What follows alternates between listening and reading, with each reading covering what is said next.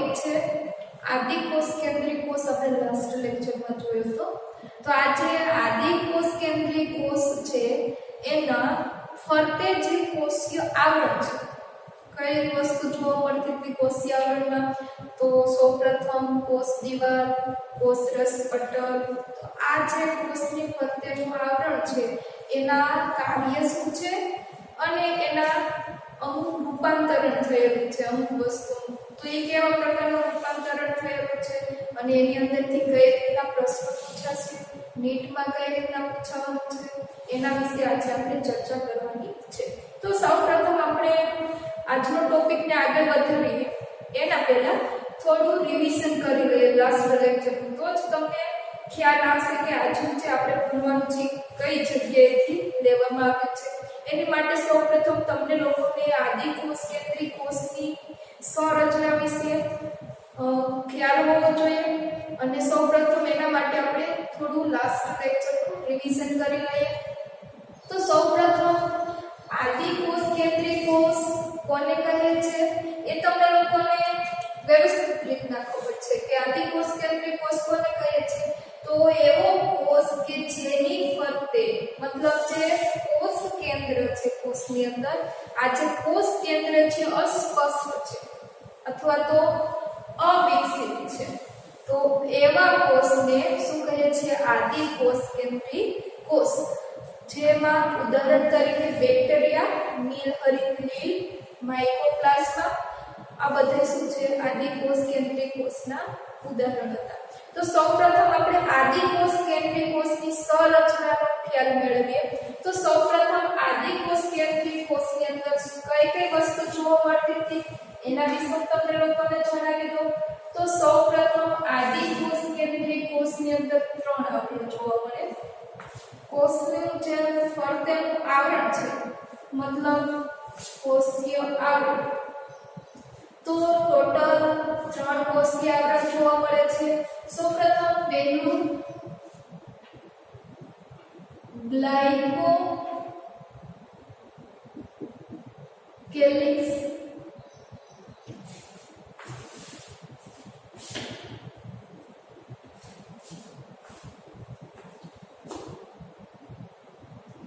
ગ્લાયકોકેલિક્સ। ત્યારબાદ અંદરનું આવરણ કોષ દિવાલ,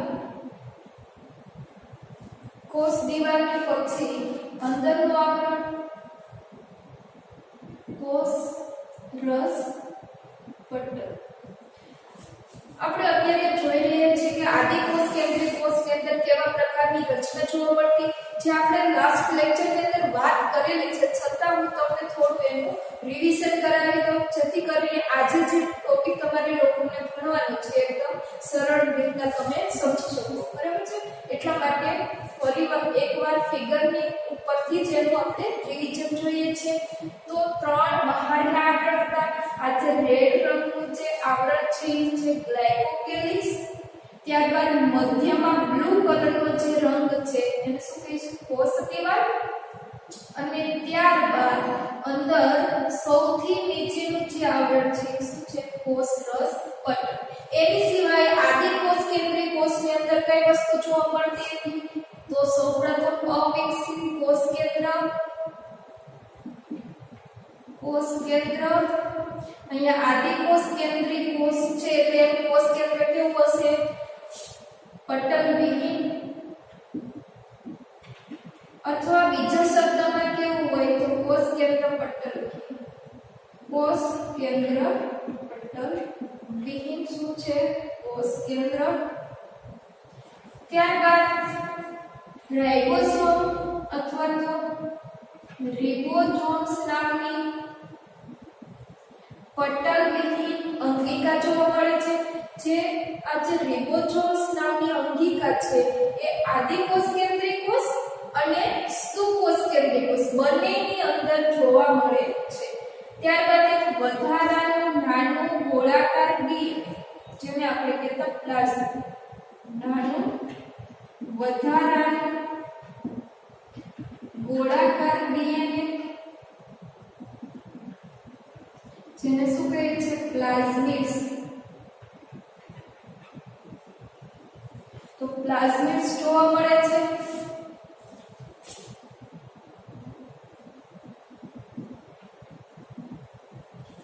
ત્યારબાદ કોષ રસ આધારક દ્રવ્ય તરીકે શું જોવા મળતું કોષ રસ. એની સિવાય એક કોષ રસ પટલ હતું. મિત્રો અહીંયા જો અંદરનું જે આવરણ છે આ બ્લેક કલરનું જે છે એ શું છે કોષ રસ પટલ. હવે આ કોષ રસ પટલમાં અમુક જગ્યાએ વિસ્તૃતીકરણ અથવા તો અંતર્વલન અંદરની તરફ વળીને બરાબર છે જો અમુક જગ્યાએ જોવા મળે છે. અહીંયા અંતર્વલન થયેલું છે. એની સિવાય કોષ રસ પટલ છે એનું અંતર્વલન અહીંયા પણ થયેલું છે અને એની સિવાય કોષ રસ પટલનું અંતર્વલન અહીંયા પણ થયેલું છે. તો અહીંયા જો મિત્રો કે કોષ રસ છે અંદરની તરફ વળી મતલબ અંતર્વલન અથવા તો વિસ્તૃતીકરણ પામીને એક રચના વૃત્તિ કરે છે જેને કહીશું આપણે મેસોઝોમ્સ.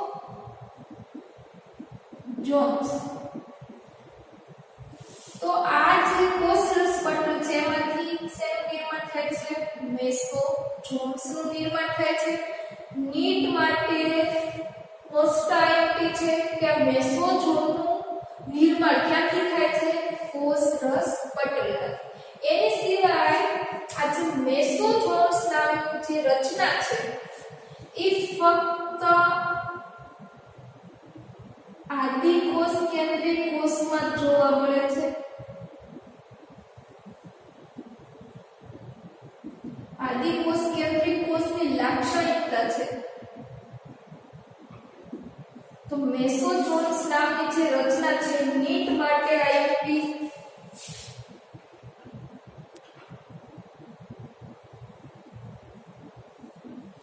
મેસોઝોમ્સનું નિર્માણ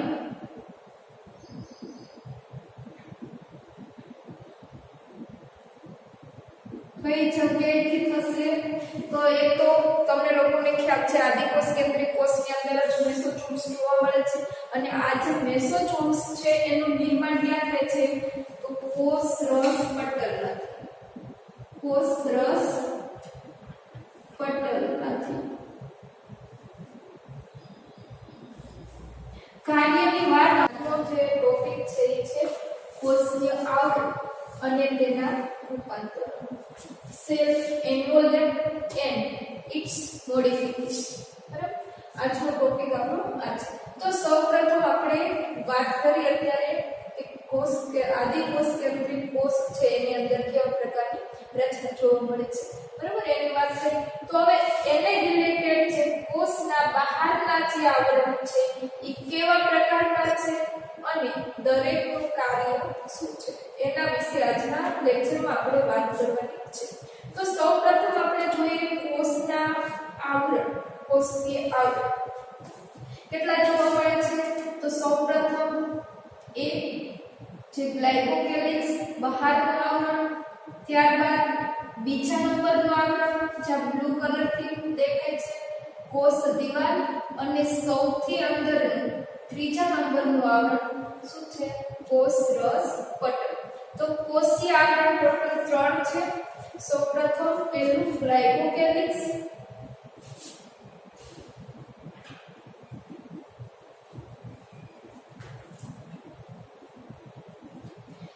ગ્લાયકોકેલિક્સ.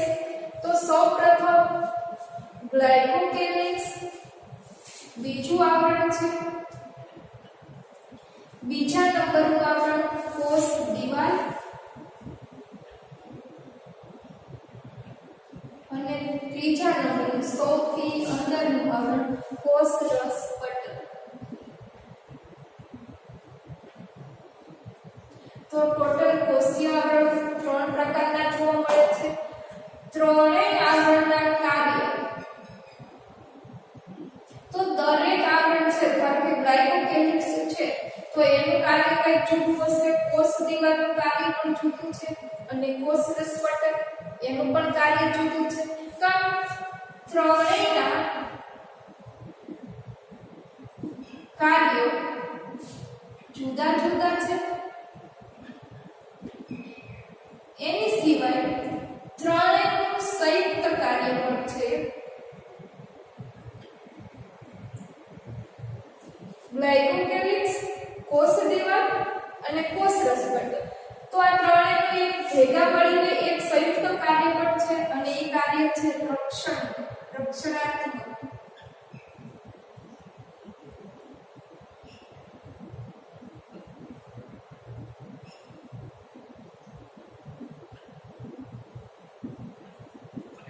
તો ત્રણેયના કાર્ય જુદા જુદા તો છે જ. એના સિવાય ત્રણેયનું એક સંયુક્ત મતલબ એક ભેગું કાર્ય છે. એ કાર્ય શું છે? તો આજે આદિકોષ કેન્દ્રીય કોષની જે રચના છે એને રક્ષણ પૂરું પાડવાનું કાર્ય પણ કોણ કરે છે? ત્રણેય આવરણ. હવે આપણે ડિટેલમાં જોઈએ તો આ જે કોષીય આવરણ છે, ત્રણ સ્તર હશે કોષની ફરતે. તો આ કોષીય આવરણને આધારે ગ્રામ નામના વૈજ્ઞાનિક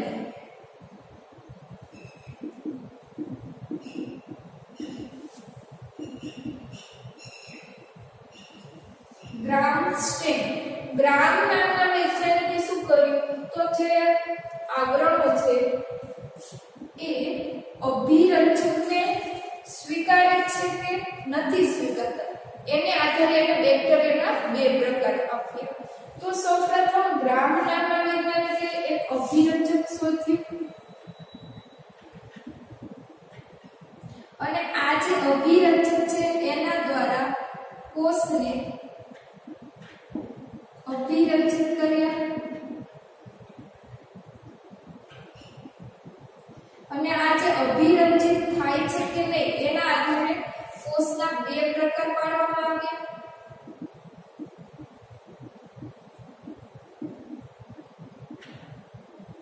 પેલું ગ્રામ પોઝિટિવ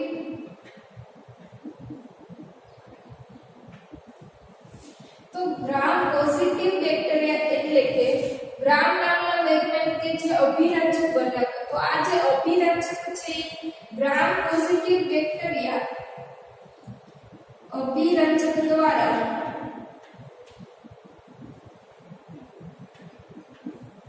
અભિરંજિત થાય છે.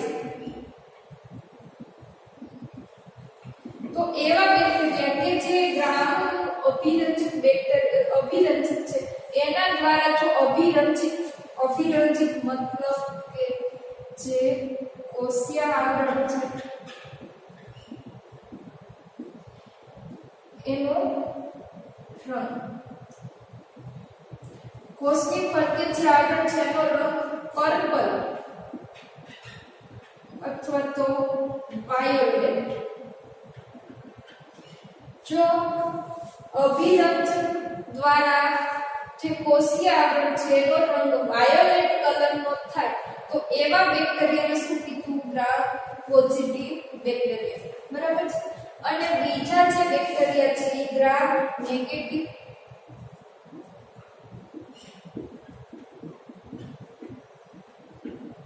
તો આના દ્વારા શું થશે? તો જે ગ્રામનો અભિરંજક છે એના દ્વારા અભિરંજિત થતા નથી. મતલબ જે કોષીય આવરણ છે ગ્રામ અભિરંજકને સ્વીકારતા નથી. તો એવા બેક્ટેરિયાને શું કહીશું? Gram negative.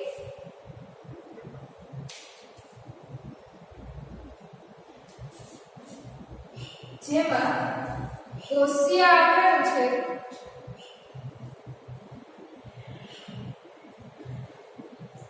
કેવા કલરનું હશે? પિંક કલર અથવા તો રેડિશ કલર. તો જે અભિરંજિત થતા નથી એવા બેક્ટેરિયા કેવા કલરના દેખાશે? પિંક અથવા તો રેડિશ કલર. એને શું કહેવાય? Gram negative bacteria. તો અભિરંજકના આધારે ગ્રામે બેક્ટેરિયાના બે પ્રકાર પાડવામાં આવ્યા, ગ્રામ પોઝિટિવ અને ગ્રામ નેગેટિવ. અભિરંજિત થશે તો ગ્રામ પોઝિટિવ બેક્ટેરિયા, અભિરંજિત થતા નથી તો એવા બેક્ટેરિયાને શું કહેવાય? Gram negative bacteria. એની સિવાય મીટની અંદર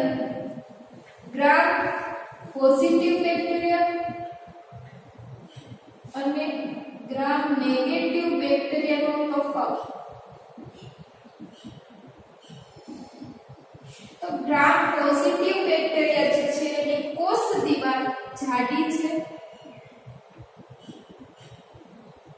કોના કરતા તો ગ્રામ નેગેટિવ બેક્ટેરિયાની કોષ દીવાલ પાતળી છે ગ્રામ પોઝિટિવ બેક્ટેરિયા કરતા ગ્રામ નેગેટિવ જે બેક્ટેરિયા છે એની કોષ દીવાલ કેવી જોવા મળશે પાતળી ઉદાહરણ સ્ટેફાઇલોકોકસ જે ગોલાનું છે અને સ્ટ્રિપ્ટોકોકસ એ પણ કેવા છે ગોલાનું જ્યારે ગ્રામ નેગેટિવ બેક્ટેરિયાના ઉદાહરણની વાત કરીએ તો સ્યુડોમોનાસ જે કેવા છે દંડાળ અથવા બેસિલસ અને બીજું છે સાલ્મોનેલા સાલ્મોનેલા જે ભૂખ છે બેક્ટેરિયા એના બેક્ટેરિયા એ પણ કેવા છે દંડાળ તો આ જે બેક્ટેરિયા છે ગ્રામ નેગેટિવ છે મતલબ પિંક કલરના છે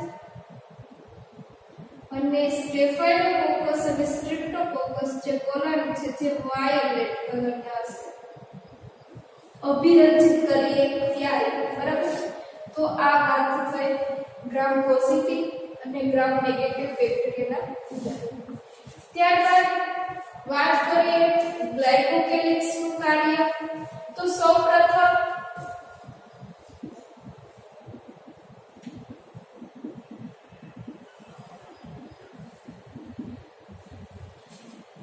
ગ્લાયકોકેલિક્સ જે છે એ સૌથી બહારનું આવરણ છે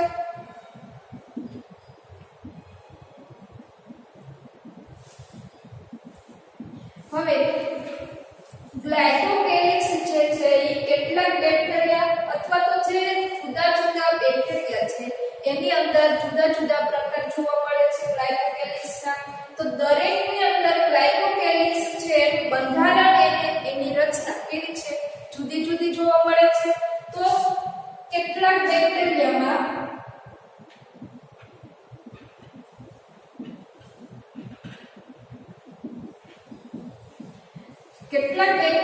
જે ગ્લાયકોકેલિક્સ છે એ એકદમ શિથિલ અને પાતળું જોવા મળે તો આ જે શિથિલ અને પાતળું આવરણ છે તો આવા જે આવરણ છે ને આપણે કહીએ છીએ શ્લેષ્મ સ્તર તો ગ્લાયકોકેલિક્સ ની અંદર જ્યારે કેટલાક બેક્ટેરિયાની અંદર શિથિલ અને પાતળું આવરણ છે જેને શું કહીશું શ્લેષ્મ સ્તર ઉદાહરણ તરીકે સાયનોબેક્ટેરિયામાં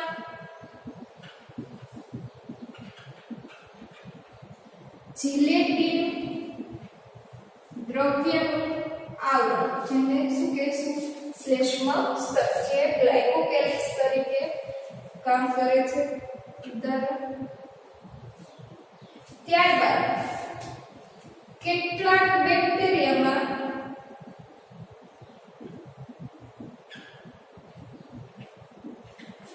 જાડું અને મજબૂત આવરણ તરીકે જોવા મળે છે જેને શું કહીશું કેપ્સ્યુલ અથવા તો દ્રાવણ તો આવી રીતના ગ્લાયકોકેલિક્સ નું જે આવરણ છે જુદા જુદા બેક્ટેરિયામાં જુદી જુદું બંધારણ અને જુદી જુદી રચના જોવા મળે છે કેટલાક બેક્ટેરિયામાં શ્લેષ્મ સ્તર તરીકે હશે તો કેટલાક બેક્ટેરિયામાં કેપ્સ્યુલ અથવા તો દ્રાવણ હશે જે જાડું અને મજબૂત છે ત્યારબાદ બીજી રચના જે છે એ કોષ દીવાલ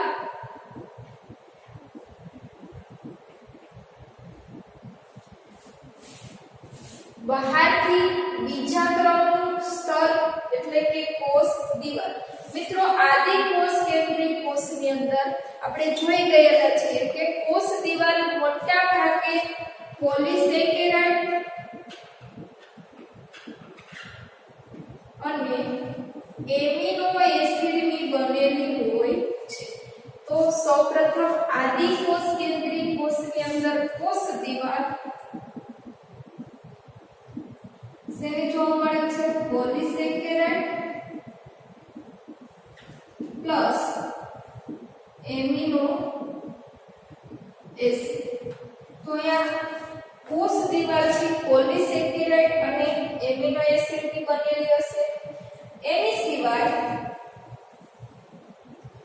જે કોષ દીવાલ બંધારણ છે મજબૂત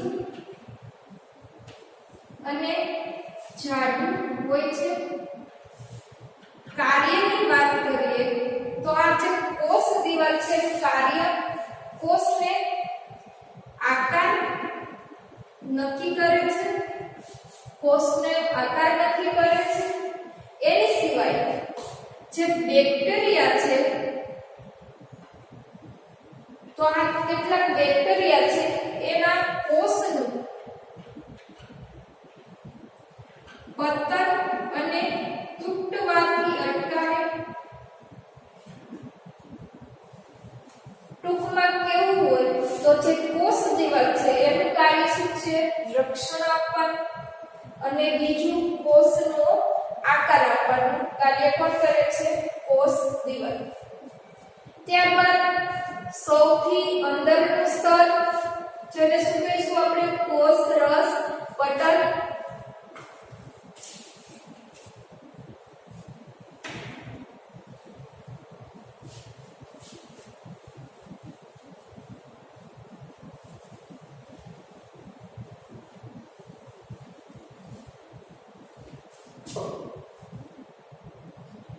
ત્રીજું અને સૌથી અંદરનું સ્તર કયું સ્તર છે કોષ રસ પટલ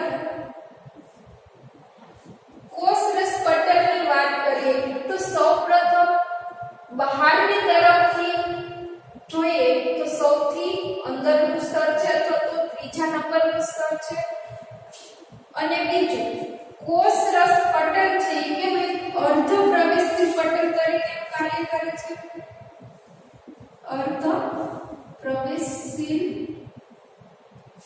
પટલ મતલબ બીજું નામ કેવું હોય તો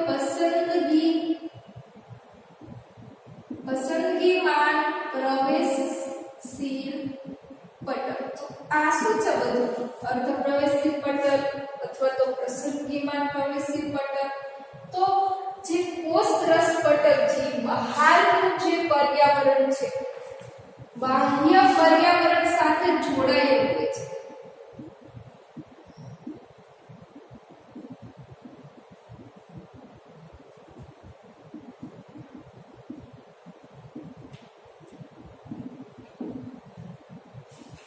જે કોષ રસ પટલ છે કોષની બહારનું જે પર્યાવરણ છે એની સાથે સંપર્કમાં હોય છે મતલબ અહીંયા જે અર્ધ પ્રવેશશીલ પટલ અથવા તો પસંદગીમાન પ્રવેશશીલ પટલનો મતલબ એવો થાય છે કે આ જે કોષ દીવાલ છે દરેક વસ્તુને અંદર પ્રવેશવા દે પરંતુ જે કોષ રસ પટલ છે પસંદગીમાન મતલબ એને જેને બહારના પર્યાવરણમાં જે પદાર્થ છે અથવા તો જે દ્રવ્યો છે એમાંથી એને જે કોને પ્રવેશવા દેવો એનું કાર્ય કોણ કરે છે કોષ રસ પટલ તો એટલા માટે એને શું કહે છે અર્ધ પ્રવેશશીલ પટલ અથવા તો પસંદગીમાન પ્રવેશશીલ પટલ જે કોષને જરૂરી હશે એવા જ દ્રવ્યને શું કરશે અંદર પ્રવેશવા દેશે વધારાના જે નકામા દ્રવ્ય છે એને કોષની અંદર પ્રવેશ કરવા દેતા નથી તો આ કોણ કરે છે કાર્ય કોષ રસ પટલ જે બાહ્ય પર્યાવરણ સાથે ડાયરેક્ટ સંપર્કમાં હશે ત્યારબાદ કોષ રસ પટલની અંદર અંતર્વલન પામી કોનું નિર્માણ કરે છે મેસોઝોમ્સ અગાઉ પણ આપણે વાત કરેલી કે મેસોઝોમ્સ શું છે તો આ જે કોષ રસ પટલ છે એનું અંતર્વલન છે મતલબ કોષ રસ પટલ અંદરની તરફ એની જે સપાટી છે એ શું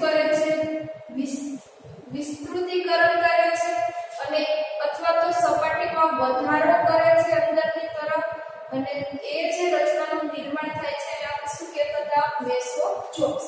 તો અહીંયા અંતર પલન પામી મેસોચોમ્સ નું નિર્માણ કરે છે.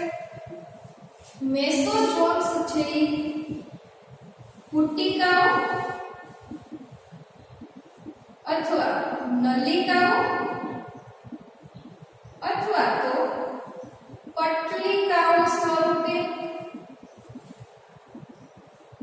જોવા મળશે. તો અહીંયા જે મેસોચોમ્સ છે કાં તો પુટિકાઓ સ્વરૂપે હશે અથવા તો નળાકાર નલિકાઓ સ્વરૂપે અથવા તો પટલિકાઓ સ્વરૂપે જોવા મળશે. ત્યારબાદ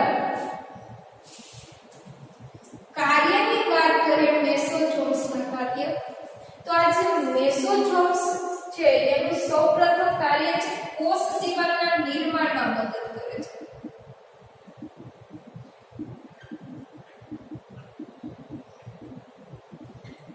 પહેલું કાર્ય છે કોષ દિવાલના નિર્માણમાં મદદ કરે છે. ત્યારબાદ ડીએનએ નું સ્વયં જનન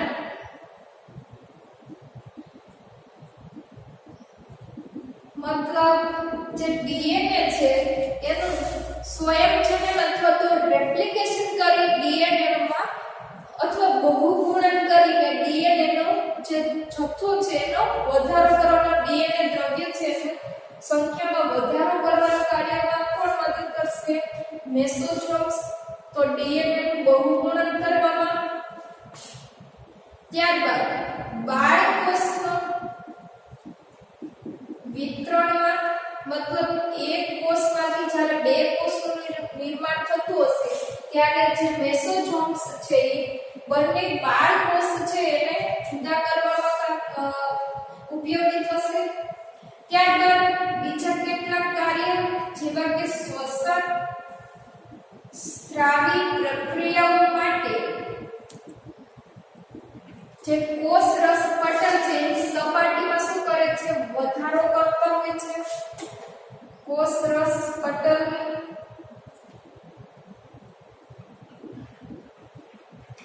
સપાટીમાં વધારો કરશે. એની સિવાય કેટલાક ઉત્સેચકો છે. તો આવા છે ઉત્સેચકનો સ્ત્રાવ વધારવામાં કોણ ઉપયોગી થશે? મેસોચોમ્સ. તો આ મિત્રો મેસોચોમ્સના વિવિધ કાર્યો છે જે 2 માર્ક્સમાં પણ પૂછાઈ શકે એનું નિર્માણ અને એના કાર્ય. ત્યારબાદ હવે આપણે વાત કરીએ તો કેટલાક બેક્ટેરિયા જેની અંદર વાત સાયનોબેક્ટેરિયાની વાત થાય છે અત્યારે. સાયનોબેક્ટેરિયા. આ જે સાયનોબેક્ટેરિયા છે કેવા છે? તો તમે લોકોને દરેકને ખ્યાલ હશે કે જે બેક્ટેરિયા છે પરપોષક છે, બરાબર, અને એક હાનિકારક બેક્ટેરિયા હોય છે. મોટા ભાગના જે બેક્ટેરિયા છે હાનિકારક છે. એવું નથી કે દરેક બેક્ટેરિયા છે હાનિકારક છે. કેટલાક બેક્ટેરિયા છે આપણને ઘરગથ્થુમાં જીવન જરૂરિયાતમાં ઘણા બધા ઉપયોગી પણ છે. પરંતુ અત્યારે આપણે જે બેક્ટેરિયાની વાત કરવાની છે જે સાયનોબેક્ટેરિયા છે, તો આ સાયનોબેક્ટેરિયા છે પ્રકાશ સંશ્લેષી બેક્ટેરિયા છે. મતલબ પોતાનો ખોરાક પોતાની જાતે બનાવે છે એટલે કે સ્વયંપોષી બેક્ટેરિયા છે. તો આ સાયનોબેક્ટેરિયાની અંદર જે મેસોચોમ્સ છે એની જગ્યાએ કોષ રસ પટલ સાયનોબેક્ટેરિયા નીલહરિત બેક્ટેરિયા પણ કહેવાય. નીલહરિત લીલ, બીજું નામ છે નીલહરિત લીલ, ત્રીજું નામ છે પ્રકાશ સંશ્લેષી બેક્ટેરિયા. તો આવા જુદા જુદા સાયનોબેક્ટેરિયાના નામ છે. તો આ જે સાયનોબેક્ટેરિયા નામના જે બેક્ટેરિયા છે જે પ્રકાશ સંશ્લેષી મતલબ પોતાનો ખોરાક પોતાની જાતે બનાવશે અથવા તો સ્વયંપોષી બેક્ટેરિયા છે. તો એની અંદર કોષ રસ પટલ છે એ વિસ્તૃતીકરણ પામે. કોષ રસ પટલ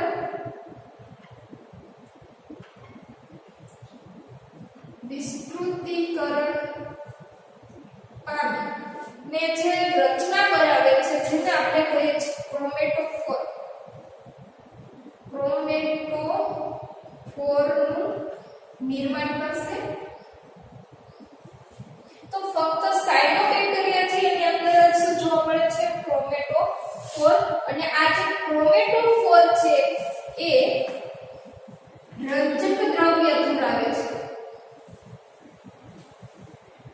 તો મિત્રો નીટની અંદર પણ આ વસ્તુ પૂછાઈ શકે છે